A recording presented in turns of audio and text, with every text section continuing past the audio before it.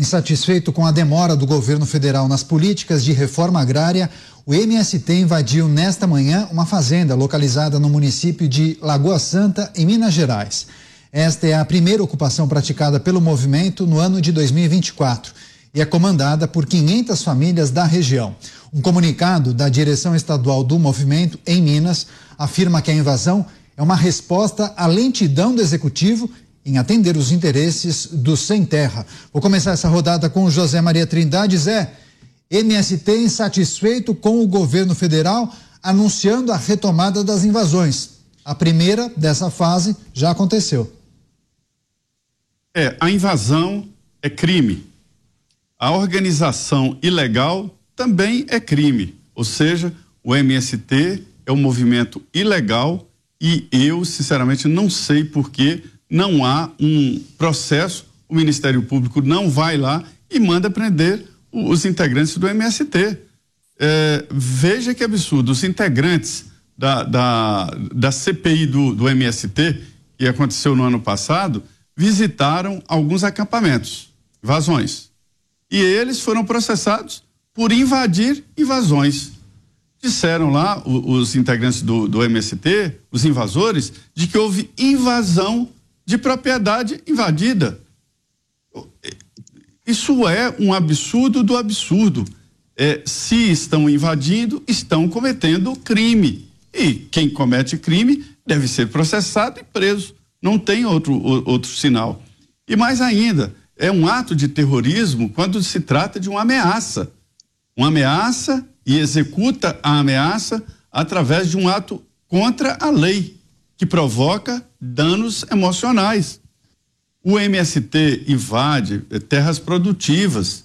Não entrem nessa onda de que o MST vai onde terras devolutas ou que estão sem documento. Não. Eu conheço histórias de propriedades que vêm de família, de gerações em gerações. E aí o MST entra. Vi assistir aqui o MST invadir a fazenda do então presidente da República, Fernando Henrique Cardoso, aqui em Buritis. De tão desgostoso da fazenda, ele vendeu. Também de senador da República, aqui no estado de Goiás. Isso não é uma ocupação, como eles dizem, é uma invasão, portanto, um ato ilegal, um ato criminoso. Você, Mota, queria a sua reflexão sobre essa retomada das invasões, o que é preciso considerar. Uma mensagem muito boa aqui, relembrou que o MST comemorou há poucos dias 40 anos, né?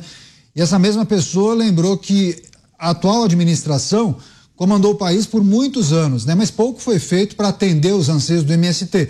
É preciso lembrar que a União tem muitas terras, né, Mota? Olha, se o MST está perdendo a paciência, eu não sei mais o que vai acontecer nesse país. O grupo que está no poder hoje já comandou o Brasil por 16 anos, né? Entre 2013 e 2018. Se nesse tempo não deu para atender ao MST, Deus nos acuda. Agora, o MST perdendo a paciência, brigando com o governo, daqui a pouco a grande mídia vai chamar o MST de extrema-direita, hein? Se cuida aí, MST. O que está em jogo aqui é o direito à propriedade, que a gente sabe que no Brasil é totalmente relativizado, né? Tem um escritor britânico chamado Theodore Dalrymple, que tem uma frase muito boa, ele diz: o povo colhe o que os intelectuais semeiam. Os intelectuais no Brasil dizem que esse negócio de propriedade é relativo, né? Tem a tal função social da propriedade que está na Constituição. O que é essa função social? É o que as pessoas que estão no poder resolverem. Está aí o marco temporal para provar, né? Então, está todo mundo relativizando. E essa coisa chegou numa loucura tão grande que é como o Zé Maria disse. Olha a situação. O sujeito chega lá, invade a fazenda do outro. A fazenda tem dono, mas o cara entra e diz: essa terra agora é minha. É minha porque eu sou sem terra, eu tenho direito à terra. Não sei de onde veio esse direito à terra, mas aí ele diz que a terra é dele. Mas como é que a terra é dele se o direito de propriedade for relativizado? Nada impede que amanhã venha um outro invasor e invada a propriedade do primeiro invasor. E por quê? O direito de propriedade já foi para as cucuias mesmo? O que impede disso? Olha, a propriedade privada é um dos fundamentos da civilização ocidental e da prosperidade. Sabem quem disse isso? Javier Milei, no seu discurso no Fórum Econômico Mundial. Essas entidades que atacam a propriedade privada e criam insegurança jurídica, elas estão semeando pobreza, fome e conflito. Senhor delegado Palumbo, retomada das invasões por parte do MST, o grupo está insatisfeito com a lentidão do governo em relação às questões ligadas à reforma agrária. E no Congresso Nacional, o senhor é parlamentar, é deputado federal. Tem um grupo que aplaude e enaltece o trabalho que é realizado pelo MST, mas também tem um grupo que não, né? Centenas de deputados que aplaudem o MST. Para mim é um grupo criminoso. Quem invade a terra alheia é criminoso. Não interessa se veio de herança, às custas de muito trabalho. Como o Zé Maria falou, você recebe uma terra de herança, eu recebo do meu pai uma terra, qualquer um dos senhores, dos pais dos senhores, que passa para o filho, que passa para o neto. É justo alguém invadir? Óbvio que não. Aí o Congresso Nacional, no último dia 28, faz uma confraternização dos 40 anos do MST. A CPI, que investigou esse movimento, repito, criminoso, ela não foi para frente, porque teve muita, mas muita interferência política. Eu mesmo, por pertencer ao MDB, jamais eles me dariam uma cadeira na mesa, como não deram. Trocaram pessoas durante o curso da CPI por causa de conveniência governamental. Tiraram de um partido e colocaram outro. E mesmo assim eu parabenizo o trabalho do deputado Ricardo Salles e do deputado Zucco, que fizeram um brilhante trabalho. Ali eu acompanhei depoimentos de pessoas que eram literalmente enxotadas de suas casas. Os líderes, eles moram em bairros bons, em casas boas, se movimentam com carros, com caminhonetes caríssimos. Enquanto isso, aquelas pessoas que vão invadir sequer sabem aonde vão ficar, sequer sabem aonde vai ser invadido. Aí eles colocam uma lona, moram essas pessoas lá, tem que trabalhar e ainda tem que sustentar os líderes, que recebem, muitas vezes, aluguéis.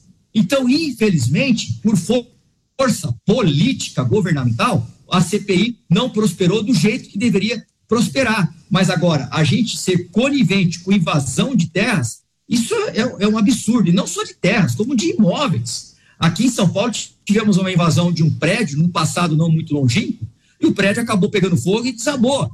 Aonde esses movimentos invadiram, depois cobravam-se aluguéis. Isso é crime. Isso é crime. E as pessoas que estavam investigando, como disse bem o nosso amigo comentarista, foram acusados de ter invadido uma terra que é invadida. Então, aonde a gente vai parar? O que aconteceu no Congresso Nacional no último dia 28, eu me senti envergonhado em ser deputado federal, vendo uma sessão solene de homenagem a um grupo que invade terras produtivas ou não, eles invadem. E nós temos que respeitar a propriedade, a liberdade e o esforço de alguém que trabalhou para comprar essas terras. Você, Zé Maria, muitos questionam, né, modus operandi do MST, a transparência do movimento e quais são realmente os objetivos. Agora, o que se sabe em relação ao governo diante desses pleitos e dessas manifestações, Zé Maria? Há um entendimento que o governo vai tentar atender? Há canais no governo especializados e próprios e com interlocução com o presidente Lula para negociação com esses chamados movimentos sociais. Há canais. E há, sim, diálogo, né? O que eu acho estranho é que o MST, né, nos seus 40 anos, comprovou que o objetivo não é dar terra para todos. Não é isso. É um movimento político, ideológico, que visa muito mais do que isso. Visa fazer exatamente esse confronto, visa questionar a propriedade privada no campo e que acabou resvalando para a área urbana, com invasão de prédios, com invasão de casas, né? É isso que não pode acontecer. Se o governo quiser, pode extinguir o MST sem nem mesmo usar a polícia e a justiça. Bastaria, teoricamente, doar terra para todos. Para se ter uma ideia, a ex-ministra da Agricultura me mostrou que o governo tem mais de 93 milhões de hectares que poderiam ser distribuídos para o MST. Extinguiria, na tese, o MST, se todos conseguirem terra. Para ter uma ideia, isso é tanta terra que toda a área de soja plantada no Brasil está ali próximo de 43 milhões de hectares. E o governo tem o dobro disso, mais do dobro disso, em terras disponíveis para a reforma agrária. Mas a burocracia é muito grande e não há vontade de extinguir o MST, porque é preciso manter esta disputa viva, é preciso manter essa legenda. Isso é fruto de votos. Muitos deputados, senadores e candidatos se nutrem exatamente desta militância que ela é espalhada. O MST não tem uma razão jurídica, não tem uma sede. Ninguém nunca passou na rua, na avenida e viu sede nacional do MST. Não tem nem presidente, ou seja, é um grupo estranho à lei. E o que é estranho à lei é ilegal. Esta é a realidade. Nossa, essa informação da quantidade de terras da União, Zé Maria, é surpreendente.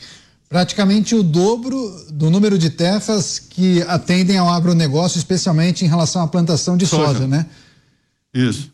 Ou 43 seja, milhões de hectares a soja. Não, é impressionante. Então falta vontade política, inclusive dos gestores e administradores da esquerda, né, Mota?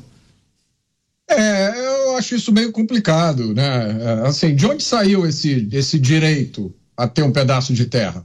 As pessoas têm direito às coisas pelo esforço que elas fazem. Por que vai parar no pedaço de terra? Por que não dá uma casa também para cada um automóvel para cada um, férias na Europa para cada um? Eu não concordo com isso, não. O direito de propriedade, ele é gerado quando você adquire alguma coisa, quando você herda, através do seu esforço. A gente já tem um Estado que quer dar bolsa disso, bolsa daquilo. Ontem a gente falou da bolsa picanha, né? A última inovação.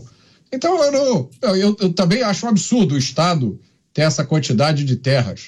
Não sei para que... Mas isso aí provavelmente por razões históricas.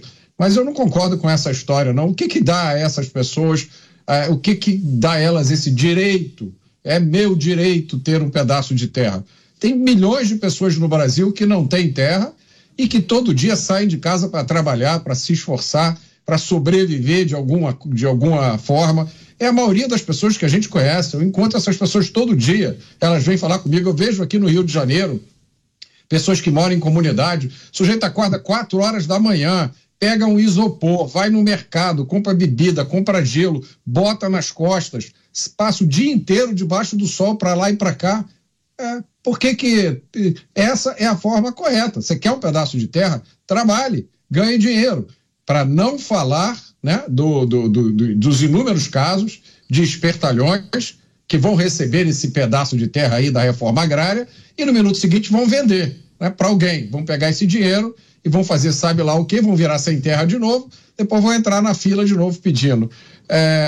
Agora, eu acho que essa história do MST tem várias formas de você tratar esse problema. Tá?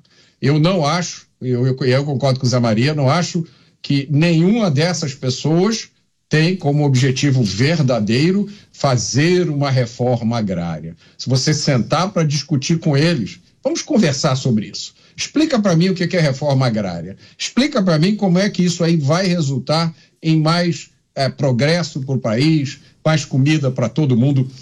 A esquerda tem um histórico terrível na área agrícola. Só para citar um caso aqui, teve o Holodomor, que foi a grande fome na Ucrânia, onde morreram 5 milhões de pessoas por causa da política de reforma agrária do grande líder iluminado Stalin. E se você for em vários desses acampamentos do MST, você vai ver pôsteres, né? Você vai ver literatura que divulga esse tipo de ideal. Então, eu acho que está na hora da gente chamar as coisas pelos nomes certos.